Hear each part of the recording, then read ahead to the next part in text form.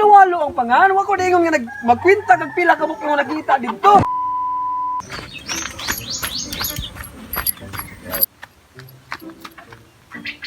Ni James. Oy, unsa man? Importante kini ko. Tuyo si mo haron. Unsa may tuyo? Na importante kay ni. Uy, emergency gyud kini pangutanan ako si mo. Ay kay Ano man?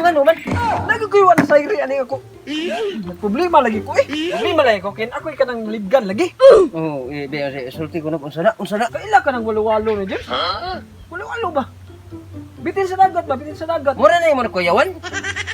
Purti ko nimo lisangan ning abot diri. Wa adyo ko kasabot na. Walo-walo. Nakakuan ko na bitin sa dagat pero di walo usara. Naunsa mo ni James? Di ba siya kasabot gyud eh? Ang ako giingon sa imuha ba? Na walo-walo ang pangalan ng bitin sa dagat. Mao lagi nakakita man kog bitin sa dagat dili man walo. Usara man gid pagkakita nako di man siya walo. Manong walo-walo man. Tagi mo James sa sabton. Kasayon ra na ni James. Ang ako giingon sa imuha. Walo-walo ang pangalan. Wa ko dingon nga magkwinta kag pila ka buk yung nakita dito. Ya kay ikaw usara man gud kabok dito di man gud walo. Kung walo-walo sad siya. James, eh? Oh, duwangan ka walo. Walo-walo. Adi si size lagi na tanan lagi.